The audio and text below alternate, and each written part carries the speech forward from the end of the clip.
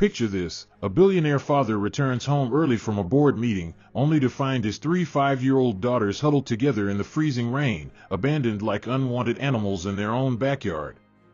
Their tiny bodies shaking with cold and terror, their voices hoarse from calling for help that never came. This isn't fiction. This is the story of Hugo Matthews and the day he discovered that the woman he trusted with his children's lives had been systematically destroying them from the inside out. What you're about to hear will make you question everything you think you know about trust, about family, and about how quickly someone can hide their true nature behind a beautiful smile and expensive clothes. 3 innocent little girls, still grieving the mother they lost to heaven 2 years earlier, were punished for the simple act of loving her memory. Punished by the very person who was supposed to protect them while their father built his empire. The rain that soaked their small bodies that day was nothing compared to the storm that was about to tear through their lives. Because when a billionaire father discovers that his new wife has been abusing his children, when he realizes that every business meeting was an opportunity for cruelty to flourish in his absence, the reckoning that follows will change everything. Some betrayals are so deep, so unforgivable, that they reveal the true character of everyone involved. You will witness a father's agonizing choice between his marriage and his children's safety. You'll see 3 brave little souls who protected each other when no adult would protect them. And you'll discover that sometimes the most powerful people in the world are completely powerless when it comes to the pain hiding in their own homes. This story will break your heart before it heals it, but every parent, every child, every person who believes in justice needs to hear what happened next. If stories like this matter to you, if you believe children's voices deserve to be heard and protected, hit that subscribe button now. Because what Hugo Matthews did when he found his daughters in that rain will restore your faith in the power of love to overcome even the cruelest betrayal. But first, you need to know exactly how 3 5-year-old triplets ended up fighting for survival in a thunderstorm while their stepmother listened to music upstairs. The truth about what really happened in that mansion will shock you. The choice one father made when faced with an impossible decision will inspire you. And the strength of 3 little girls who refused to stop loving, even when love seemed dangerous, will change how you think about resilience forever. This is their story. This is Hugo's story. And after today, it might just become part of your story too. Some wounds cut so deep that only the most drastic action can begin the healing process. Some betrayals are so complete that forgiveness becomes impossible, and justice becomes the only path forward. What you're about to discover happened behind the closed doors of a Seattle mansion will make you angry, it will make you cry, and ultimately, it will make you believe in the power of a father's love to move mountains when his children's lives hang in the balance. The expensive leather shoes that carried Hugo Matthews through corporate boardrooms that day would soon be ruined by mud and rain as he ran to save the 3 most precious treasures in his world. The designer suit that had helped him close million-dollar deals would be soaked and forgotten as he held his shivering daughters against his chest. Because in that moment, the billionaire tech mogul would learn the most important lesson of his life, that no amount of money, no level of success, no adult relationship is worth sacrificing the safety and happiness of innocent children. Get ready for a story that will remind you what really matters in life, what true strength looks like when everything is on the line, and why some fights are worth every sacrifice. This is the story of 3 little girls, 1 terrible choice, and a father's awakening to the most important decision he would ever make. The rain has stopped, but the real storm is just beginning. The sound of expensive leather shoes echoed through the marble hallway of the mansion. Hugo Matthews adjusted his Rolex as he stepped through the grand entrance, 2 hours earlier than usual. The billionaire tech mogul had cut his board meeting short, something gnawing at his conscience. The house felt different today. Too quiet. Too cold. The usual laughter of his 3 precious daughters was nowhere to be heard, replaced by an unsettling silence that made his heart race. As Hugo loosened his silk tie, he noticed the staff avoiding eye contact. Maria, the longtime housekeeper, quickly disappeared into the kitchen when she saw him. The gardener suddenly found urgent work in the far corner of the estate. Something was terribly wrong. Hugo's paternal instincts, honed by 5 years of single fatherhood before his recent marriage, began to scream danger. The mansion that once buzzed with the joyful chaos of triplets now felt like a tomb. His designer briefcase hit the Italian marble floor with a sharp crack as Hugo's attention was drawn to the massive floor-to-ceiling windows. Outside, the Seattle sky had unleashed a torrential downpour. Rain hammered against the glass like angry fists, creating rivers that cascaded down the pristine surface. But there, in the corner of his peripheral vision, something moved. Something small. Something that shouldn't be outside in this weather. Hugo's breath caught in his throat as he stepped closer to the window. The view from the second floor revealed the mansion's perfectly manicured garden, now transformed into a muddy battlefield by the relentless rain. Hugo's eyes strained through the water-streaked glass, trying to make sense of what he was seeing. His hand pressed against the cool surface, leaving a desperate handprint. The storm was getting worse by the minute, turning the afternoon sky an ominous shade of gray. Lightning split the darkness, illuminating the grounds for just a moment. In that brief flash, Hugo saw them. 3 small figures huddled together near the garden shed, their colorful clothes now dark and soaked. Hugo's heart stopped. His mind refused to process what his eyes were showing him. Those figures were too small, too familiar. The way they clung to each other, the way the smallest one was protected in the middle, it was unmistakably his daughters. Ivy, Samira, and Zuri.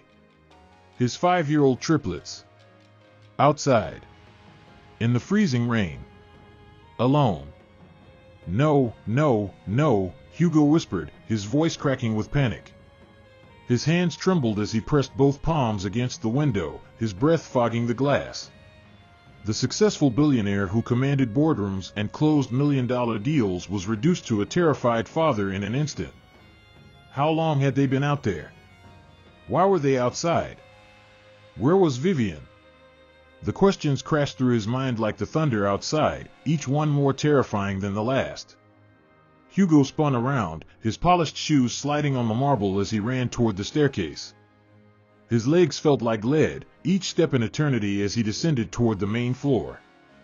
The grandfather clock in the hallway ticked mockingly, marking each precious second his babies spent in the cold rain. His heart pounded so violently he could hear it over the storm outside.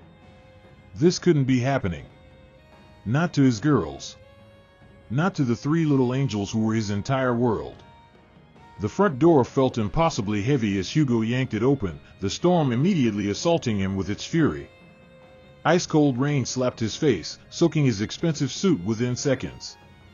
But he didn't care. Nothing mattered except reaching his daughters. His leather shoes slipped on the wet stone steps as he ran, his usually perfect hair now plastered to his head. The distance to the garden shed felt like miles, even though it was only yards away. "Daddy's coming!"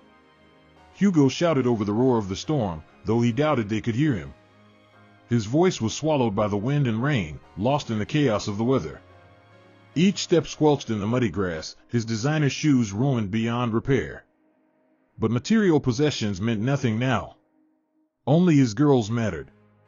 Only getting to them before hypothermia or worse claimed his precious children. As Hugo got closer, the heartbreaking scene became clearer. Ivy, the natural leader of the trio, had her arms wrapped around her 2 sisters, trying to shield them with her tiny body. Samira was sobbing uncontrollably, her natural curls flattened against her head.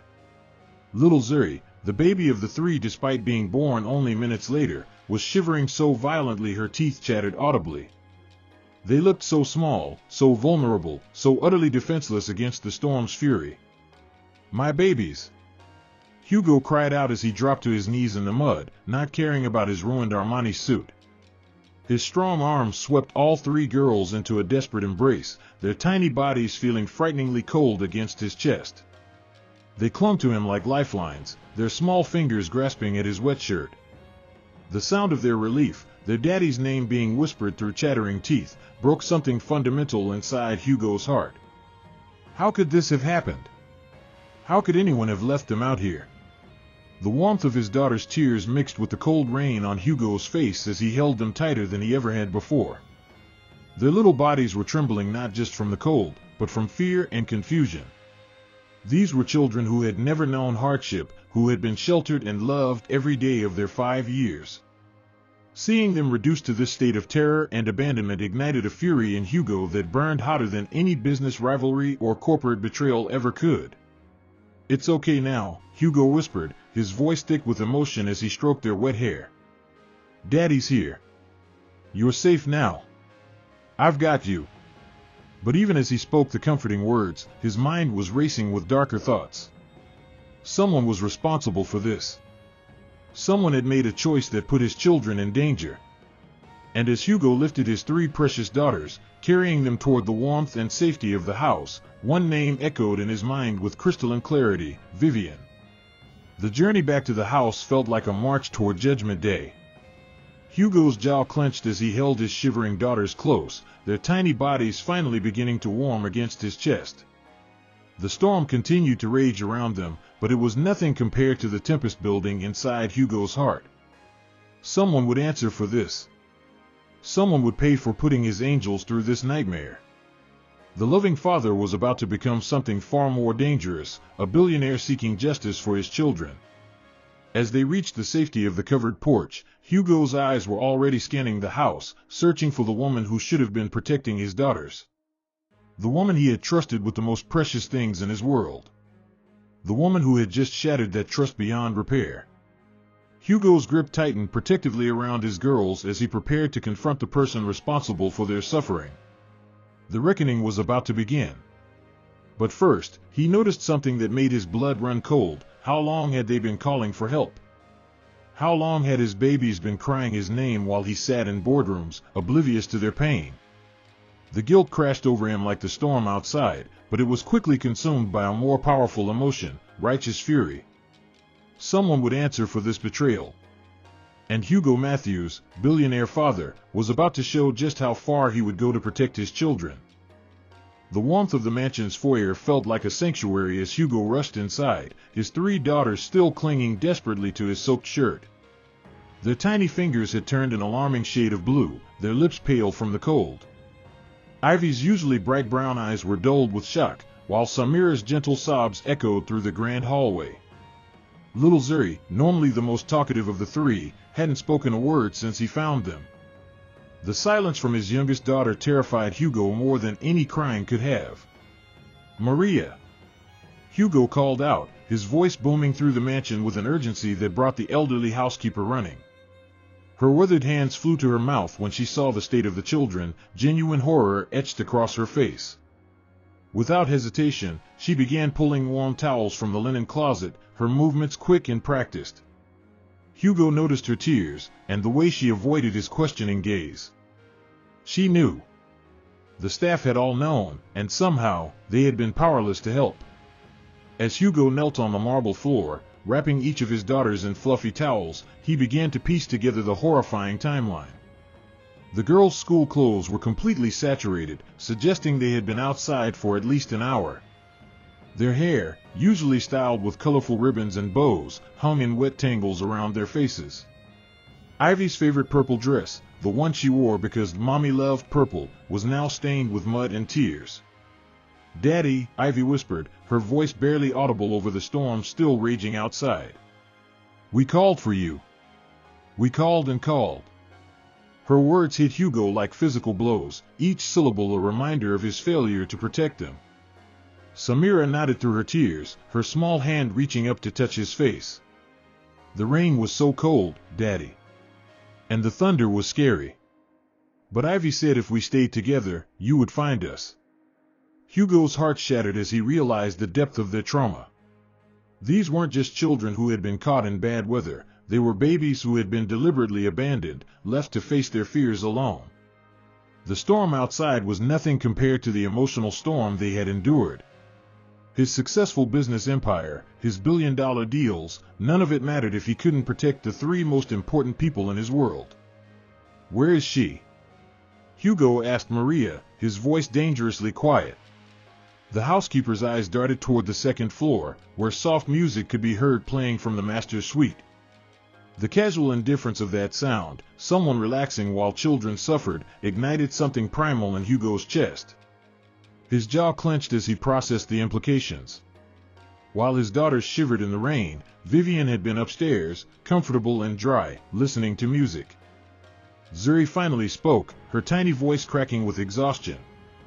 Miss Vivian said we were bad girls.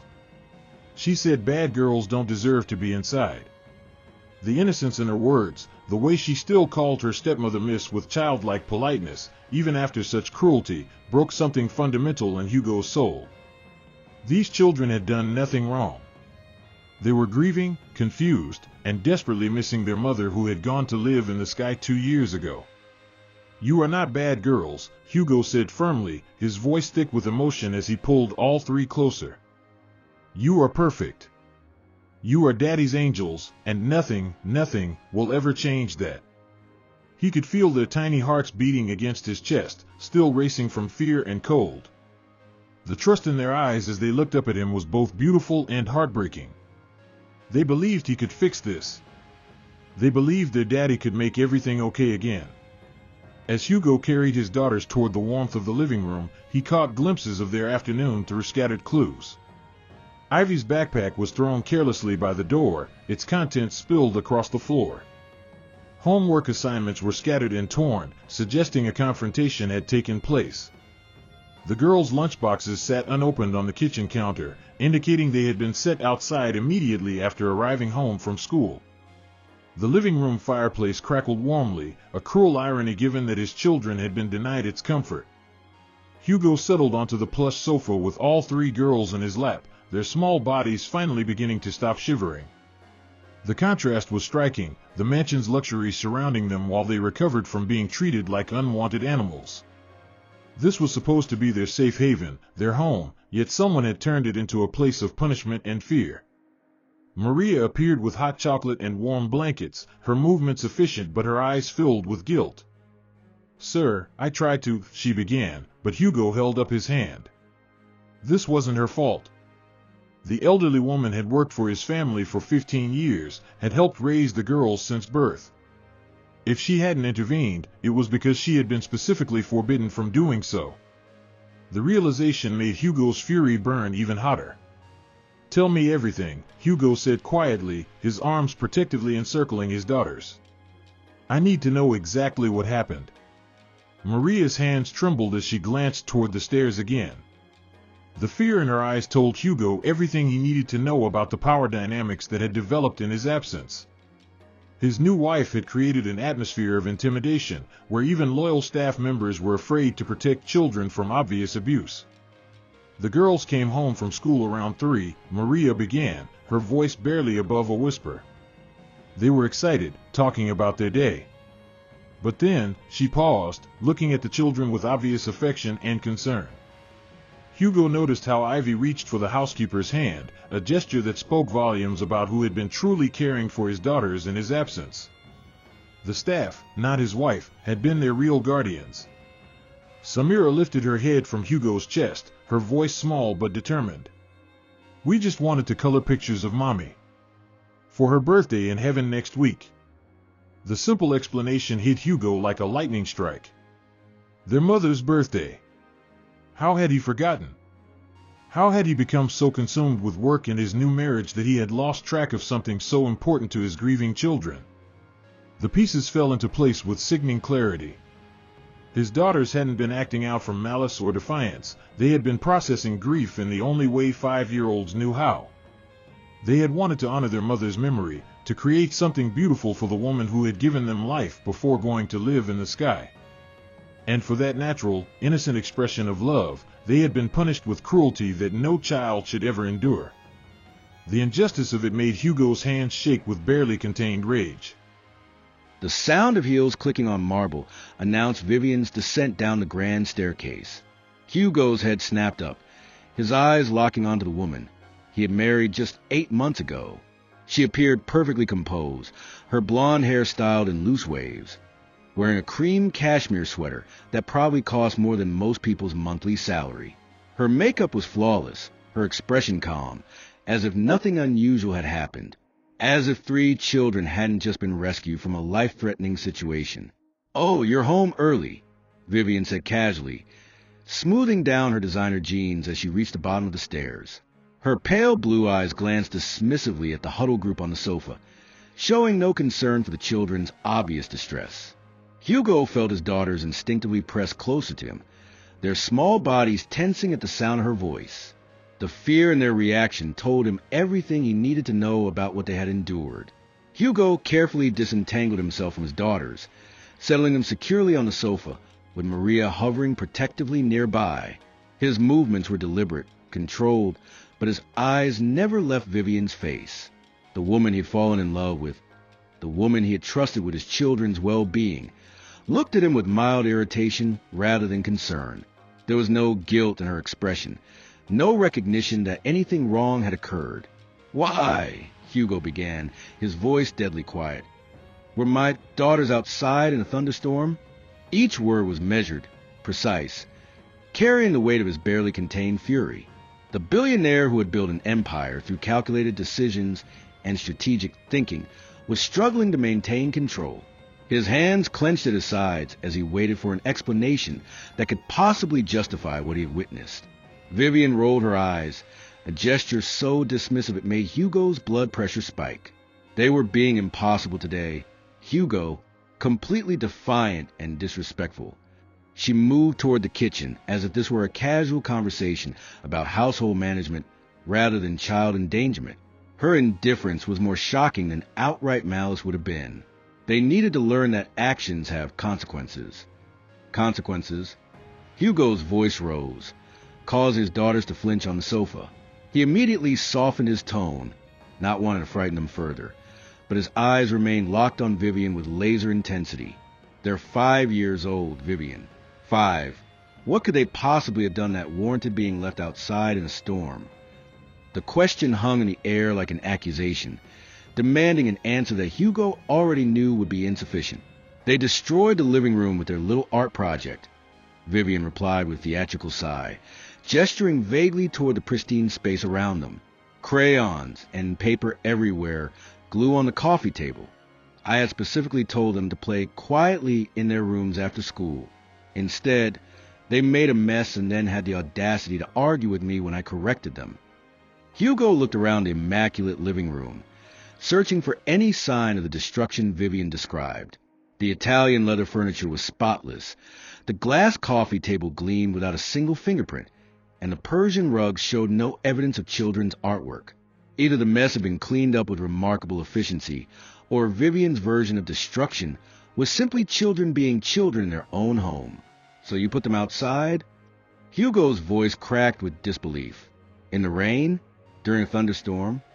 He could feel Maria's eyes on him, silently pleading for justice for the children she clearly loved. The housekeeper's distress was evident in every line of her weathered face. They could have been struck by lightning. They could have gotten hypothermia. They could have died, Vivian.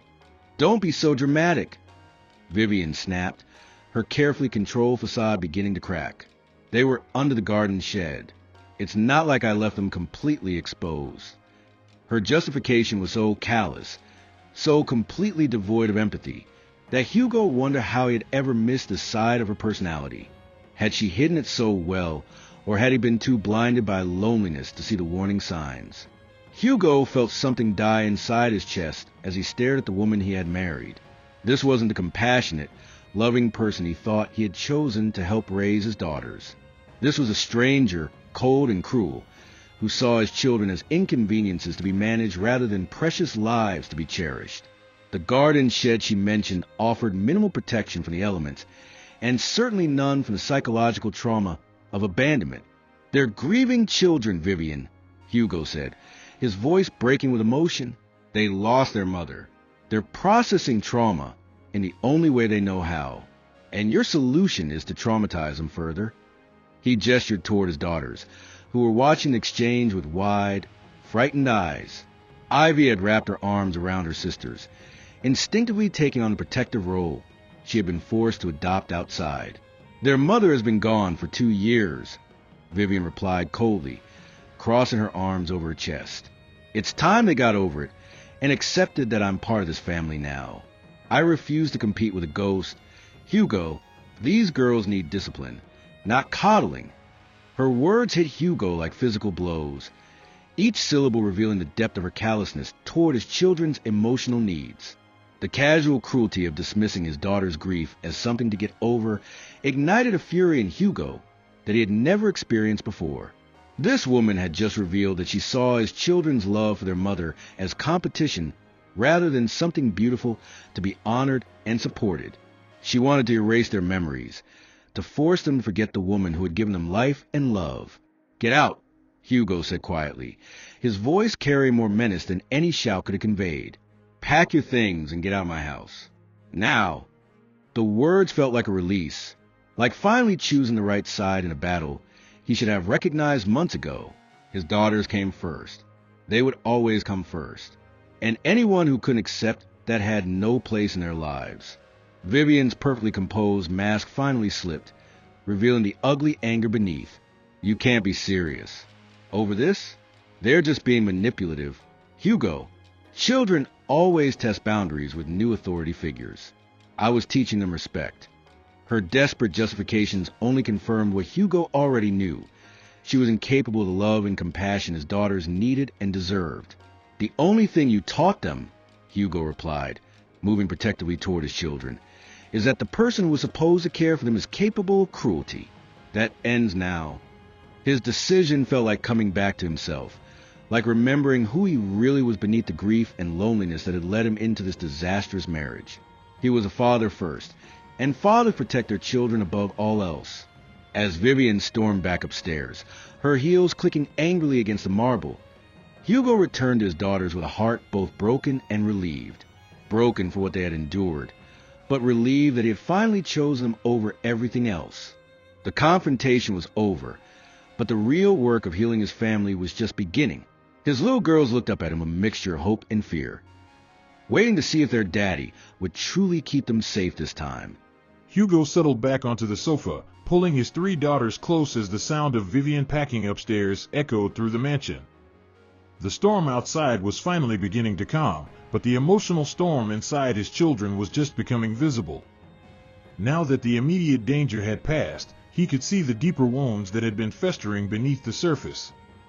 Their behavior over the past months suddenly made perfect sense, and his heart ached with the realization of how badly he had failed them. "Tell Daddy what happened today," Hugo whispered softly, stroking Ivy's damp curls. His eldest daughter, always the protector of her sisters, looked up at him with eyes that held far too much wisdom for a 5-year-old. She glanced toward the stairs, ensuring Vivian was truly gone, before speaking. "We wanted to make something special, Daddy. Something for Mommy's birthday in heaven next week." Her voice was small but determined, carrying the weight of love that transcended death itself. Samira, the gentlest of the three, snuggled deeper into Hugo's embrace before adding, "We found Mommy's picture in your old photo album. The pretty one where she's smiling at the camera while holding all three of us as babies."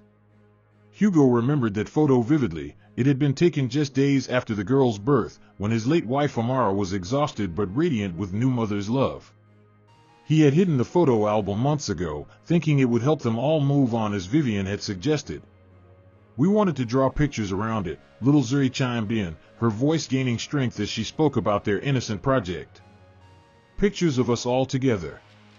So Mommy could see how big we've gotten, even in heaven." The pure love in her explanation broke Hugo's heart into a million pieces. His daughters weren't acting out from defiance or malice, they were trying to maintain their connection to the mother they desperately missed.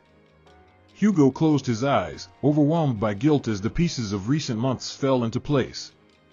The girls' increased neediness, their reluctance to listen to Vivian, their occasional outbursts, none of it had been behavioral problems. They had been crying out for their father's attention, trying to tell him that something was wrong, that they needed help processing their grief. Instead of hearing their pain, he had believed Vivian's assessment that they were simply being difficult. "Why didn't you tell me, baby girls?" Hugo asked gently, though he already suspected the answer. Ivy looked down at her hands, her small fingers twisting together nervously. "We tried, Daddy. But you were always working, and when you were home, Miss Vivian said we shouldn't bother you with childish nonsense." The phrase sounded wrong coming from his daughter's mouth, clearly a quote from a woman who was supposed to be caring for them. Maria, who had been quietly organizing the scattered contents of Ivy's backpack, looked up with tears in her eyes. "Sir, they asked me several times to help them find materials for their project. They wanted it to be perfect for you to see." She held up a crumpled piece of construction paper with the beginnings of a crayon drawing, a stick figure family with 4 people holding hands under a rainbow. "I gave them supplies when I could, but Mrs. Matthews had forbidden me from encouraging what she called unhealthy dwelling on the past." The depth of emotional manipulation his children had endured became clearer with each revelation. Vivian hadn't just been cruel in moments of frustration, she had systematically worked to cut off his daughter's healthy expressions of grief in their attempts to communicate with him. She had isolated them, making them feel that their love for their mother was wrong, that their need for their father's attention was a burden. "You know what, my precious girls?" Hugo said, his voice growing stronger with conviction. "Missing mommy isn't wrong. Loving mommy isn't wrong. And wanting to celebrate her birthday, even though she lives in the sky now, is one of the most beautiful things you could do." He could feel their tiny bodies relax against him as he spoke, the first sign that healing might be possible. Permission to grieve, permission to love, permission to remember, these were gifts he should have given them long ago. Samira sat up suddenly, her eyes wide with a mixture of hope and fear. "Really, Daddy? We can still love mommy even though Miss Vivian said it made you sad?" The question revealed another layer of psychological damage. His daughters had been carrying guilt about their natural emotions, believing that their love for their mother was somehow hurting their father. They had been caught between honoring their mother's memory and trying to protect his feelings. "Oh, sweetheart," Hugo breathed, pulling her closer. "Loving mommy makes me happy, not sad. She gave me the 3 most wonderful gifts in the whole world, you, and Ivy, and Zuri. When you love her and remember her, you're showing me that her love will live forever in your hearts." He could see the relief wash over all 3 girls as this burden of false guilt was lifted from their small shoulders. Zuri, emboldened by her father's words, whispered, "We still talk to her sometimes. At night, when we're supposed to be sleeping. We tell her about our days and ask her to watch over you when you're working late." The innocent confession revealed the depth of their emotional maturity and their desperate need for connection with both their deceased mother and their living father. They had been navigating complex grief entirely on their own, with no adult support or guidance. "That's perfect, baby," Hugo said, kissing the top of her head. "Mommy can hear you, no matter where she is. And I want to hear those stories too, from now on." He made a mental note to drastically reduce his work hours, to be present for bedtime conversations and afternoon art projects. His billion-dollar empire meant nothing if his most precious treasures were suffering in silence. Ivy, always the leader, looked up at her father with renewed trust shining in her eyes. "Can we finish our project for Mommy's birthday? Can we make it really special?" The hope in her voice was heartbreaking and healing at the same time. These resilient little souls were ready to love and create and heal, if only given the chance and support they deserved. "We're going to make it the most beautiful project ever," Hugo promised, his own eyes filling with tears. "And we're going to do it together, all 4 of us. Just like we should have been doing all along." The girls exchanged excited glances, their natural joy beginning to resurface for the first time in months. Their father had finally heard them, finally chosen them, and finally given them permission to be exactly who they were, grieving daughters who loved fiercely and completely. As Hugo held his 3 daughters close, listening to them chatter about their plans for honoring their mother's memory, he realized that this crisis had actually been a gift. It had forced him to see the truth about his marriage, about his priorities, and about what his children truly needed from him. The real work of rebuilding their family was just beginning, but for the first time in months, Hugo felt hope blooming in his chest. The sound of a suitcase being dragged down the stairs interrupted their conversation, but none of them looked toward the noise. They were focused on each other, on healing, on the future they would build together. Vivian's departure was just the closing of a painful chapter in their story. The new chapter, one filled with love, understanding, and healthy grief, was about to begin. As his daughters chatted excitedly about their plans for their mother's birthday celebration, Hugo's mind drifted back to memories he had tried so hard to suppress. The living room around them seemed to shimmer and transform, taking him back 3 years to when laughter filled these halls daily, when the sound of little feet running across marble floors was music rather than chaos. Amara had been gone for 2 years, but in this moment, surrounded by their daughters' rekindled joy, she felt close enough to touch. He remembered the morning Amara had surprised the girls with an indoor camping adventure, transforming this very living room into a magical fort made of sheets and pillows. The expensive furniture had been pushed aside without a second thought, making room for imagination and wonder. Amara had crawled around on the Persian rugs with the girls, her elegant designer clothes forgotten as she became a fellow explorer in their make-believe jungle. That was the mother his daughters remembered, the one who prioritized their joy over pristine appearances. "Daddy," Ivy's voice brought him back to the present. "Do you remember when Mommy taught us to bake cookies and we got flour everywhere?" Her eyes sparkled with the memory, and Hugo felt his heart swell with bittersweet joy. That had been one of Amara's favorite rainy day activities, turning the pristine kitchen into a disaster zone of flour, sugar, and giggles. The staff had worked for hours to clean up afterward, but Amara had insisted it was worth every minute for the look of pure happiness on their daughters' faces. Samira bounced slightly in his lap, her excitement building. "And remember how she used to read us stories with all the funny voices? She made the wolf sound so scary, but then she'd wink at us so we knew it was just pretend." Hugo could almost hear Amara's voice now, the way she would transform herself completely for bedtime stories, becoming pirates and princesses and talking animals with equal enthusiasm. She had possessed a gift for making the ordinary magical. "She used to dance with us in the kitchen while dinner was cooking," Zuri added, her small hand tracing patterns on Hugo's shirt as she spoke. "She said music made everything taste better, even vegetables." The memory hit Hugo like a physical blow, Amara spinning around the kitchen island with all 3 girls, their laughter harmonizing with whatever jazz song was playing from the sound system. Those had been the moments when his billion-dollar empire felt insignificant compared to the wealth of love in his home. Hugo found himself smiling through his tears as more memories surfaced. Amara's insistence on family game nights, even when he tried to work late. Her tradition of letting each girl pick a special activity for Sunday afternoons, no matter how messy or inconvenient. The way she had turned every minor scrape or hurt feeling into an opportunity for extra cuddles and whispered reassurances. She had possessed an intuitive understanding of what children needed to feel loved and secure.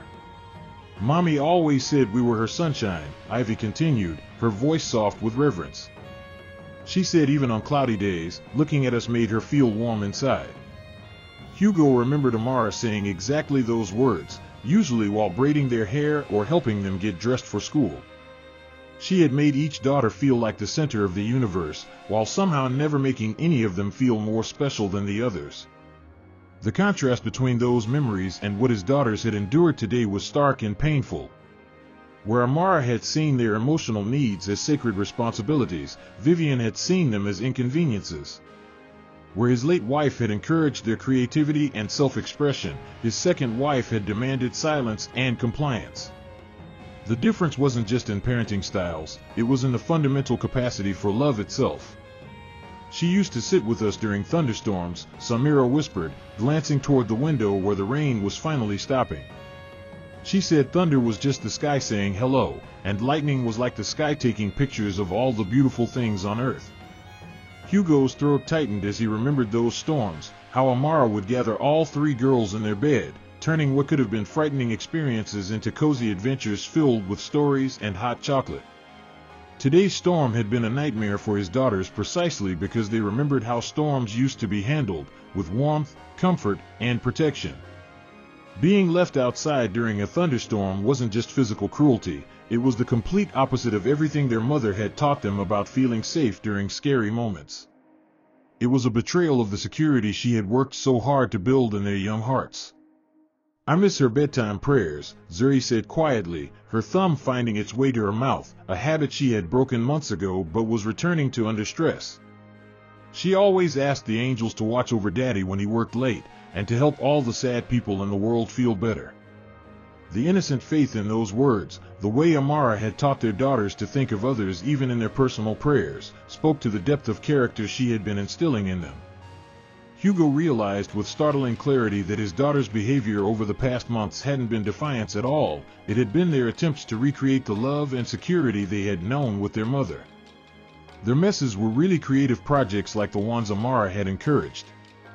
Their neediness was really their desperate desire for the emotional connection she had provided so naturally. They hadn't needed discipline, they had needed understanding. "You know what?" Hugo said, his voice thick with emotion and determination. "From now on, we're going to do all those things again. We're going to bake cookies and make messes and dance in the kitchen. We're going to read stories with funny voices and have indoor camping adventures. We're going to honor Mommy by living the way she taught us to live, with joy and love and creativity." The transformation in his daughters' faces was immediate and breathtaking. The guarded fear that had shadowed their expressions for months began to lift, replaced by something that looked like hope. They weren't just getting permission to remember their mother, they were getting permission to be themselves again, to express love and grief and joy without fear of punishment. "Really, Daddy?" Ivy asked, her voice barely containing her excitement. "We can be loud and silly and make projects?" The question broke Hugo's heart, revealing how much they had been suppressing their natural personalities to avoid Vivian's disapproval. His vibrant, creative daughters had been trying to make themselves small and quiet, thinking that was what it meant to be good. "Not just can," Hugo said firmly, pulling all three closer. "Should. Must. That's who you are, and that's exactly who Mommy fell in love with when she first held you as babies." He could see Amara so clearly in each of their faces now, Ivy's determination, Samira's gentle wisdom, Zuri's irrepressible joy. They were living pieces of the woman he had loved, and instead of celebrating that miracle, he had allowed someone to try to erase it. As the last drops of rain tapped gently against the windows, Hugo made a silent promise to the wife he had lost and the daughters he had nearly failed. Their home would be filled with laughter again. Their creativity would be celebrated, not punished.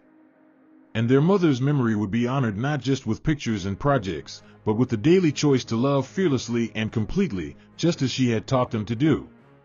The sound of designer heels clicking frantically above them revealed the true nature of Vivian's departure preparations. Hugo could hear drawers being yanked open, expensive belongings being thrown into luggage with careless haste.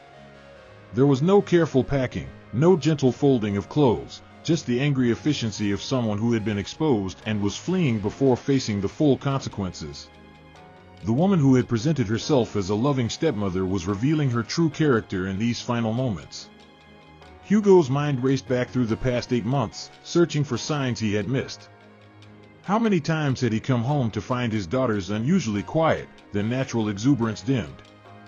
How many times had Vivian complained about their behavioral issues while positioning herself as the patient victim of difficult stepchildren?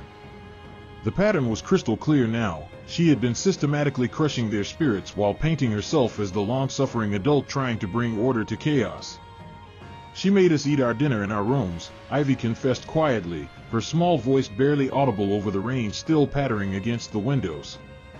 "She said children who couldn't behave properly at the table didn't deserve to eat with adults." Hugo's jaw clenched as he processed this revelation. Family dinners had always been sacred in their household, a time for connection and conversation. Amara had insisted on it, believing that sharing meals built bonds and created opportunities for communication. Samira nodded gravely, adding another piece to the horrifying puzzle. "And when we asked questions about our homework, she said we should figure it out ourselves because she wasn't our personal tutor." The isolation tactics were becoming clearer. Vivian had systematically removed herself from any nurturing role, treating his daughters like unwelcome guests in their own home rather than children who needed guidance and support. "Sometimes we had to wait really long times for snacks," Zuri whispered, her thumb still firmly planted in her mouth. "She said we needed to learn patience, but our tummies hurt and we got really hungry." Hugo felt his heart breaking all over again as he realized his daughters had been experiencing neglect disguised as discipline. Their basic needs had been weaponized against them, turned into lessons about earning care rather than receiving it unconditionally. Maria cleared her throat softly, her weathered hands twisting together nervously.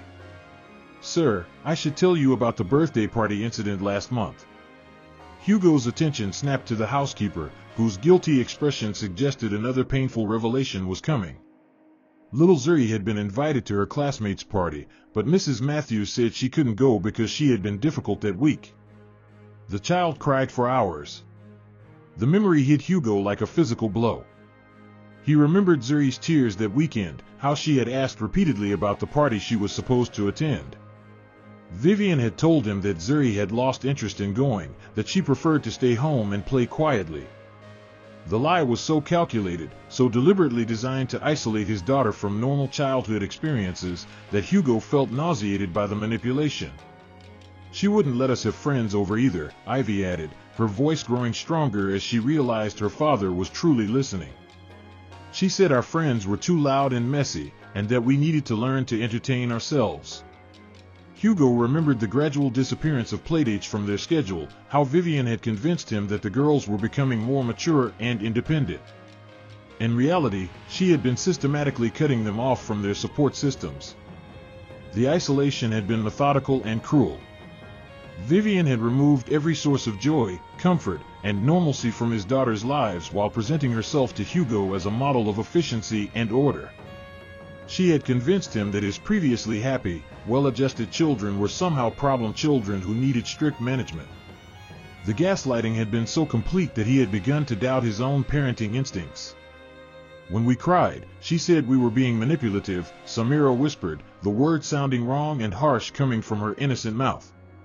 "She said Daddy didn't like crybabies, and that we needed to toughen up if we wanted to be part of a successful family." The psychological damage was devastating. His daughters had been taught that their emotions were weapons against him, that their natural responses to sadness or frustration were character flaws to be eliminated. Hugo's hands shook as he processed the depth of emotional abuse his children had endured. Vivian hadn't just been neglectful, she had been actively working to reshape his daughters into something unrecognizable.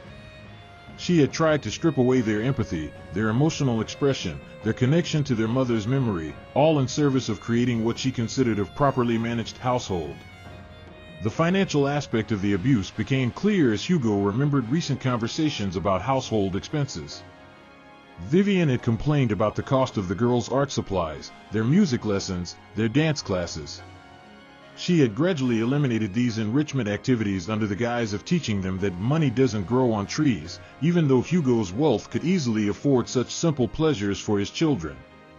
"She threw away our Mother's Day cards," Zuri said suddenly, her voice thick with remembered hurt. "The ones we made at school for Mommy in heaven. She said it was unhealthy to keep dwelling on sad things." The casual cruelty of destroying their loving tributes to their mother revealed the depth of Vivian's jealousy and coldness. She hadn't just neglected his daughters, she had actively worked to sever their connection to love itself. Stories like this remind us why we must always listen to children when they try to tell us something is wrong. If this story is touching your heart, please subscribe so you don't miss our next powerful tale of family, love, and justice. These voices need to be heard. The pattern was unmistakable now. Every aspect of his daughters' lives that brought them joy, comfort, or connection had been systematically attacked by the woman he had trusted to care for them. Vivian's neglect hadn't been passive indifference, it had been active warfare against childhood itself, against the natural processes of grief and healing, against everything that made his daughters who they were. As Hugo held his three precious girls closer, he realized that today's rain incident hadn't been an isolated moment of poor judgment. It had been the culmination of months of escalating emotional abuse. His daughters had been crying out for help in the only ways they knew how, and he had been too blind, too busy, too manipulated to see their desperation until it nearly cost them everything. Hugo lifted each of his daughters gently, carrying them upstairs to their shared bathroom where fluffy towels and warm pajamas waited. The simple act of caring for their physical needs felt like a sacred ritual, a return to the fundamental responsibilities of fatherhood that he had somehow allowed someone else to redefine. As he helped them out of their rain-soaked clothes, he noticed how thin they had become, how their usually bright eyes had developed dark circles that spoke of restless nights and emotional exhaustion. "Let's get you warm and cozy," Hugo murmured as he wrapped Ivy in a towel that smelled like lavender fabric softener. Her small body was still trembling, but now it seemed more from emotional release than cold. She leaned into his touch with desperate gratitude, as if she had forgotten what gentle care felt like. The realization that his daughters had been touch-starved in their own home made Hugo's chest ache with regret and determination to do better. As he helped Samira into her favorite butterfly pajamas, the ones Amara had bought her for her 4th birthday, Hugo noticed how carefully she moved, as if afraid of taking up too much space or making too much noise. His naturally exuberant daughter had learned to make herself small, to minimize her presence in her own home. "You can be as loud and joyful as you want, sweetheart," he told her softly. "This is your house, your safe place, and you never have to hide who you are here." Zuri, the baby of the 3, seemed the most affected by the day's trauma. Her usual chatter was replaced by watchful silence, her eyes following Hugo's every movement as if afraid he might disappear. When he gently dried her hair with a soft towel, she flinched initially before melting into the familiar comfort of her father's care. "I'm not going anywhere, little love," Hugo whispered against her forehead. "Daddy's here, and Daddy's staying right here with you." Once all 3 girls were warm and dry, Hugo settled them onto Ivy's bed, the largest of the 3 that dominated their shared bedroom. The room had always been an explosion of color and creativity, with artwork covering the walls and toys scattered across plush carpets. But now Hugo noticed how unusually tidy everything was, how the natural chaos of childhood had been suppressed into unnatural order. Even their personal space had been sterilized of joy. "I need to ask you something important," Hugo began, settling cross-legged on the bed facing his daughters. "And I need you to tell me the truth, even if you think it might make me sad or angry." He could see them exchange glances, years of being triplets having taught them to communicate without words. They were deciding whether to trust him with their pain, whether to risk making things worse by being honest. Ivy, always the bravest, spoke first. "Daddy, we tried to be good. We really, really tried." Her voice cracked with the weight of months of impossible standards and constant criticism. "But Miss Vivian said everything we did was wrong. Our voices were too loud, our games were too messy, our questions were too many. We didn't know how to be the kind of good she wanted." The heartbreak in her words revealed the impossible position his daughters had been placed in. They had been trying to earn love and acceptance by changing fundamental aspects of their personalities, by suppressing the very qualities that made them unique and wonderful. They had been 5-year-olds desperately trying to solve an adult's emotional problems through their own behavior modification. "She said Mommy spoiled us," Samira added quietly, her hands fidgeting with the butterfly pattern on her pajama top. "She said that's why we didn't know how to act like proper children. She said Mommy taught us bad habits that she needed to fix." The cruelty of using their mother's love as a weapon against them was breathtaking in its calculated malice. Vivian had turned their most precious memories into sources of shame. Hugo felt tears streaming down his face as he finally understood the full scope of what his daughters had endured. "Listen to me very carefully," he said, his voice steady despite his emotional turmoil. "Your mommy didn't spoil you. She loved you exactly the way children should be loved, completely, joyfully, and without conditions. Everything she taught you about kindness and creativity and expressing your feelings was perfect and right and good." "But Miss Vivian said," Zuri began, but Hugo gently interrupted her. "Miss Vivian was wrong about everything. About you, about Mommy, about what it means to be a good child." He cupped their faces in his hands, needing them to see the truth in his eyes. "Good children aren't quiet and invisible. Good children ask questions and make messes and laugh loudly and love fiercely. That's exactly what you are." The relief that washed over their faces was profound and heartbreaking. For months, they had been carrying the burden of believing they were fundamentally flawed, that their natural personalities were somehow defective. Hugo's words were lifting a weight from their small shoulders that no child should ever have to bear. They were getting permission to be themselves again, to trust their own instincts about love and joy. "We missed you so much, Daddy," Ivy whispered, crawling into his lap with her sisters following close behind. "We missed when you used to laugh at our jokes and help us with our art projects and read us stories before bed. We missed feeling like you loved us the way Mommy did." Her honesty was like a knife through Hugo's heart, revealing how his grief and busy schedule had created space for someone else to define his relationship with his children. "I never stopped loving you," Hugo said fiercely, his arms encircling all three of them. "Not for 1 second, not for one heartbeat. I got lost for a while, lost in sadness and work and trying to figure out how to be both Mommy and Daddy for you. But I never stopped loving you, and I never will." He could feel their tiny bodies relaxing against him, the natural trust beginning to return as his words sank into their hearts. "Are we really not in trouble?" Samira asked tentatively, her voice still carrying traces of fear from months of walking on eggshells.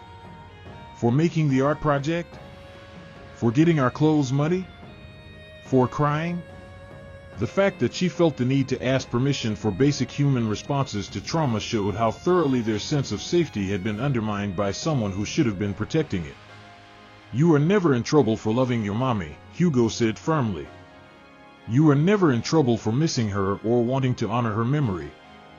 You are never in trouble for being children who sometimes get messy and loud and excited about things you care about." Each statement was a deliberate reversal of the toxic messages they had been receiving, a reclamation of their right to exist fully and authentically in their own home. As Hugo rocked his daughters gently, feeling their breathing slow and deepen as security returned to their world, he made silent promises that would reshape their future. He would never again allow anyone to convince him that his children's natural expressions of love and grief were problems to be solved. He would never again prioritize adult comfort over childhood joy. And he would never again mistake cruel control for loving discipline. The mansion felt different as Hugo tucked his daughters into their beds later that evening, the oppressive atmosphere that had hung over their home for months finally beginning to lift. As he moved between their three beds, adjusting blankets and whispering goodnight reassurances, Hugo found himself really seeing their bedroom for the first time in months. The space that had once exploded with creativity and personality now looked sterile, organized, lifeless, a reflection of the emotional environment Vivian had imposed on his entire family. Downstairs in his study, Hugo poured himself a glass of the expensive whiskey that usually helped him unwind after difficult board meetings. But tonight, the amber liquid sat untouched as he stared out at the garden where he had found his daughters hours earlier. The storm had passed, leaving behind a clean, washed world that somehow felt like a metaphor for the fresh start his family desperately needed. The outdoor lights illuminated the spot where his children had huddled together, and Hugo felt his chest tighten with renewed anger and grief. How had he become so blind to his own children's suffering? Hugo Matthews, a man whose business success came from reading people and situations with laser precision, had completely failed to read the desperation in his own daughter's behavior. He had built a billion-dollar empire by paying attention to details, by noticing what others missed, by protecting what mattered most. Yet somehow, he had failed at the most important job of his life, protecting his children from harm. The signs had been everywhere, glaring and obvious in hindsight. Ivy's increasing anxiety about school events, always asking if Miss Vivian would be attending and relaxing only when assured she wouldn't be there. Samira's regression to baby talk when stressed, a coping mechanism that had disappeared after their mother's death but returned under Vivian's harsh regime. Zuri's sudden fear of thunderstorms, when she had previously been the bravest of the three during bad weather. Hugo's phone buzzed with text messages from business associates, but he ignored them completely. For the first time in 2 years, his corporate empire felt insignificant compared to the emotional reconstruction his family needed. The deals that had seemed urgent that morning now felt like meaningless distractions from the real work of being a father. His daughters needed him present, engaged, and emotionally available in ways that his grief had prevented him from being. The guilt was overwhelming as Hugo remembered specific moments that now took on sinister new meanings. Vivian's insistence on helping him by handling all interactions with the girls' teachers, effectively cutting off his direct communication with people who might have expressed concerns. Her suggestions that he work longer hours to provide stability for their new family configuration, removing him from the home during the crucial after-school hours when abuse was occurring. She had been strategically isolating him from his children while simultaneously isolating them from him. Every suggestion had been framed as helpful guidance from a caring stepmother, but the result had been the systematic dismantling of the close relationship he had built with his daughters during their early years of grief and healing. Vivian had exploited his vulnerability as a widowed father, his desperate desire to provide his children with a mother figure. The manipulation had been masterful and devastating.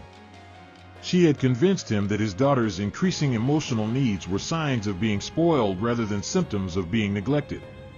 She had reframed their attempts to connect with him as attention-seeking behavior that needed to be discouraged. She had turned every natural childhood response into evidence of poor parenting that only she could correct through stricter discipline and emotional distance. Hugo picked up a framed photo from his desk, the last family portrait they had taken with Amara, all 5 of them laughing on the beach during their final vacation together.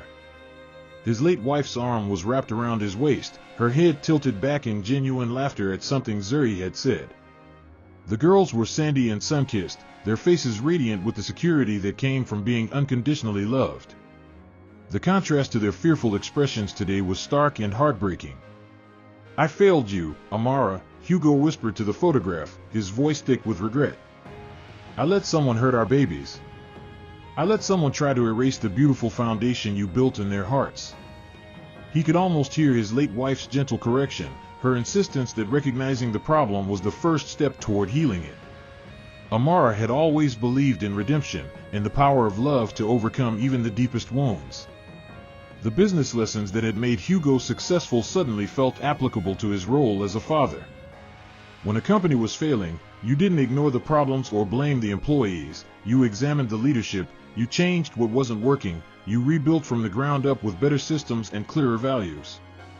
His family needed the same kind of strategic reconstruction, starting with his own commitment to being the father his daughters needed.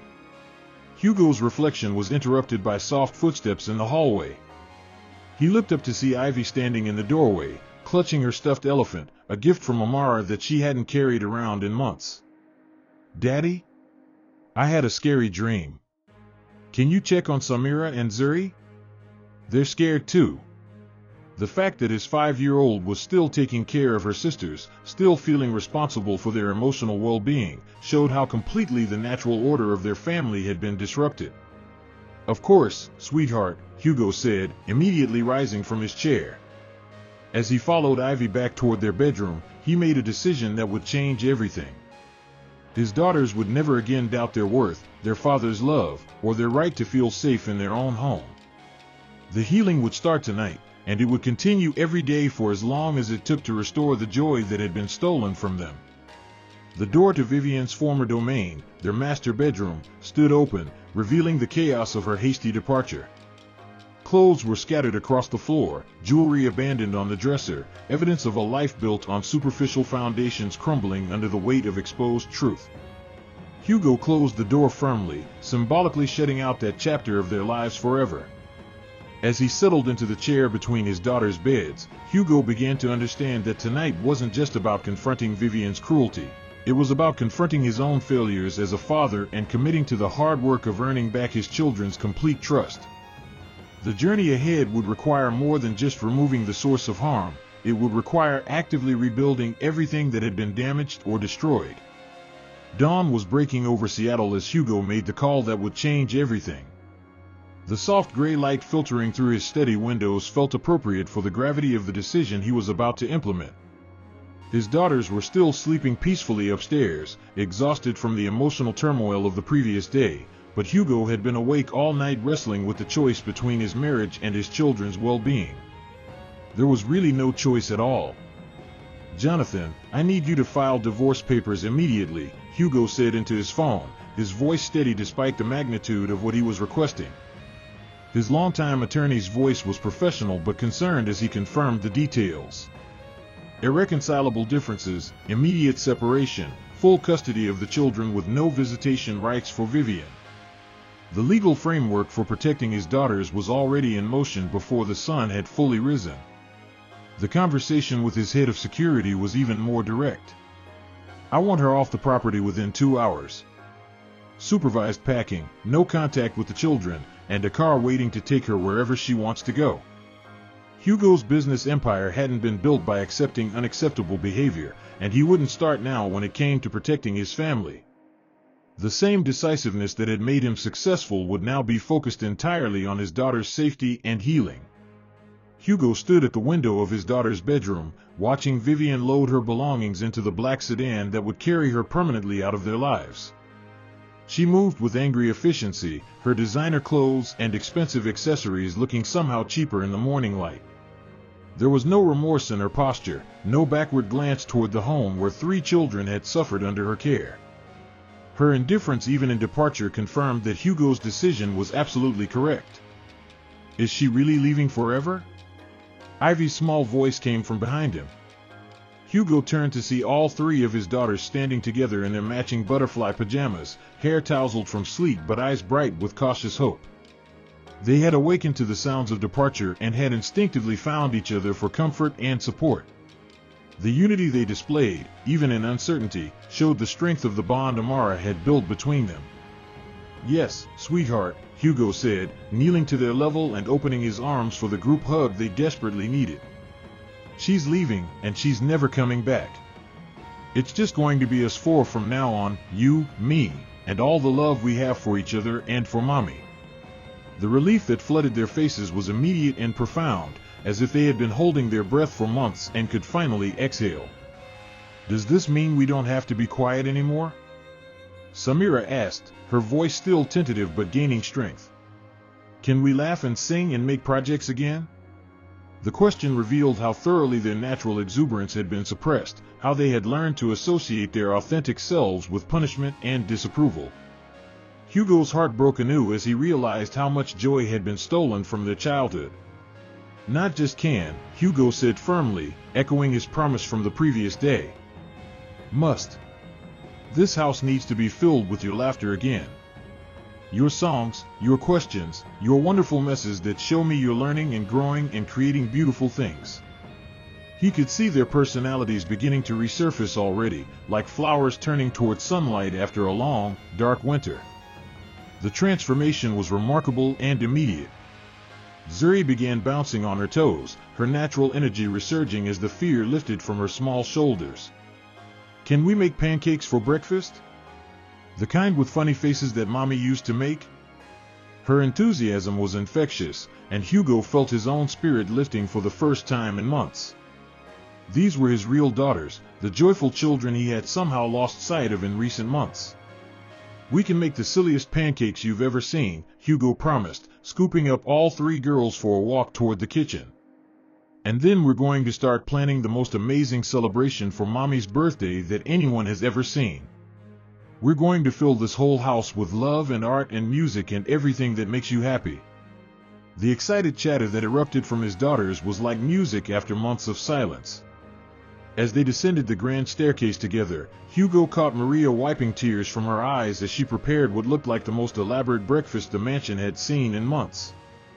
The elderly housekeeper's relief was palpable. She could finally return to spoiling the children she had helped raise, finally stop walking on eggshells around a woman who saw love as weakness and joy as disruption. The kitchen filled with the sounds of childhood as the girls discussed their plans with increasing excitement. Hugo found himself laughing, actually laughing, for the first time since his marriage to Vivian. The sound startled him with its unfamiliarity, but his daughters giggled in response, their own laughter building like a symphony of healing. This was how their home was supposed to sound. Stories of fathers choosing their children's well-being over everything else remind us what real love looks like. Subscribe to hear more tales of courage, sacrifice, and families healing together. These are the stories that matter most. Hugo's phone rang with calls from board members wondering about his absence from scheduled meetings, but he let every call go to voicemail. Today, tomorrow, and for as many days as his daughters needed, he would be present and available and focused entirely on rebuilding what had been damaged. His business empire would survive without his constant attention, but his children's trust could only be rebuilt through consistent, loving presence. The decision felt like coming back to life after months of sleepwalking through his own existence. Hugo realized that in trying to replace what his daughters had lost, he had nearly lost them entirely to someone incapable of the love they deserved. But children are resilient, and love is powerful, and second chances, when they come from genuine commitment to change, can heal even the deepest wounds. As flour began flying around the kitchen and his daughter's laughter echoed off the marble walls, Hugo understood that this moment wasn't just about removing a toxic influence from their lives. It was about actively choosing to prioritize what mattered most, about learning to trust his own instincts as a father, and about honoring his late wife's legacy by protecting the joy she had instilled in their children. The sight of his 3 daughters covered in pancake batter, giggling as they created edible masterpieces, felt like a resurrection of everything good and pure in his world. This was worth more than any business deal, any social status, any adult relationship that required sacrificing his children's happiness. This was what love looked like when it was chosen consciously, protected fiercely, and expressed without reservation. 6 months later, Hugo stood in the same garden where he had found his daughters trembling in the rain, but now the space had been transformed into something magical. Fairy lights twinkled from every tree branch, creating a canopy of stars under the Seattle sky.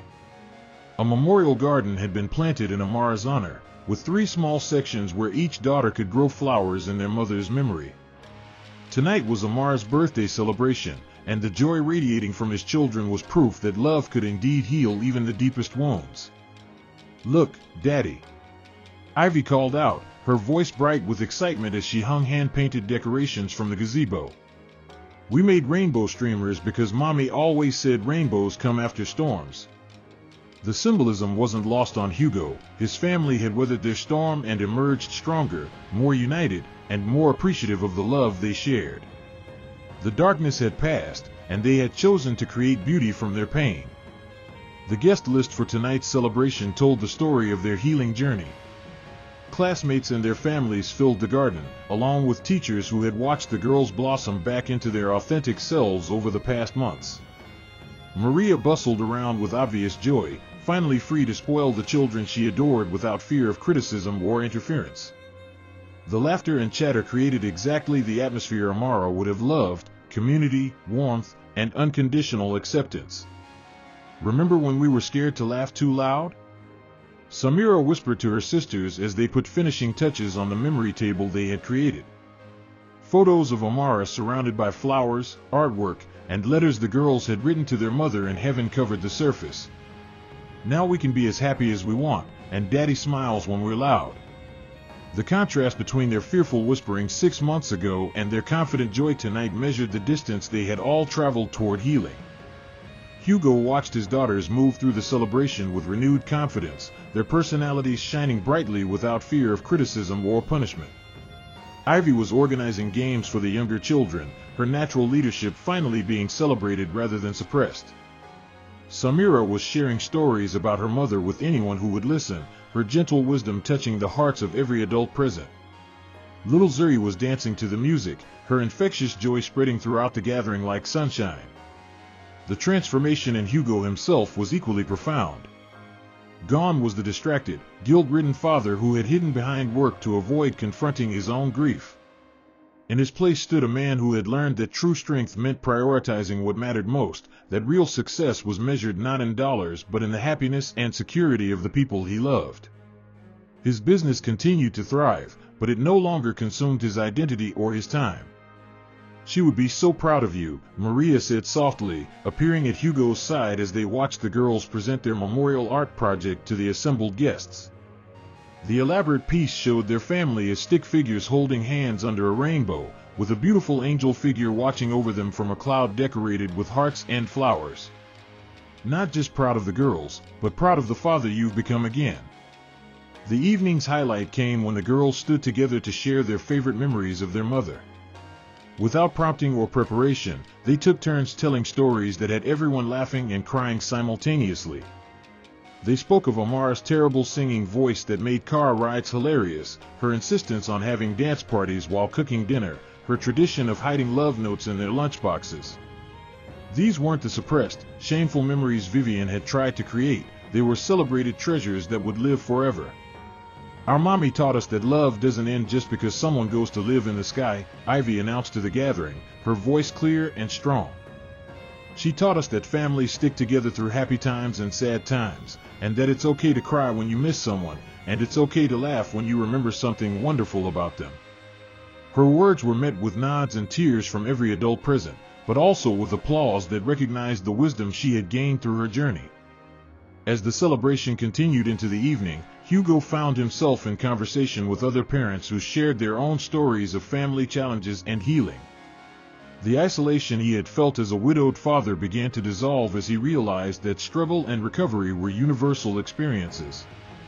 His wealth hadn't protected his children from pain, but his love and commitment to change had ultimately protected them from lasting damage.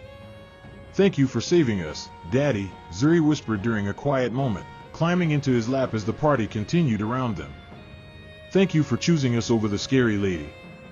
Her simple gratitude was overwhelming in its purity, reminding Hugo that children judge love not by grand gestures or expensive gifts, but by the daily choice to prioritize their well-being over adult convenience. The final surprise of the evening came when the girls presented Hugo with a special gift, a photo album they had created with Maria's help, documenting their healing journey over the past 6 months. Pictures of flower-covered kitchen adventures, muddy garden exploration, art projects spread across every surface, and most importantly, genuine smiles that reached their eyes again. The album was titled How We Got Happy Again in Ivy's careful kindergarten handwriting. This story reminds us that it's never too late to choose love over convenience, children's needs over adult comfort, and healing over hiding from hard truths. If this touched your heart, subscribe for more stories about the power of putting family first when it matters most. As the last guests departed and Hugo helped his daughters clean up the celebration debris, he reflected on the lessons this crisis had taught him.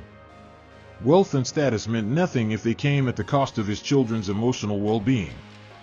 Business success was hollow if it required sacrificing presence in his daughters' daily lives.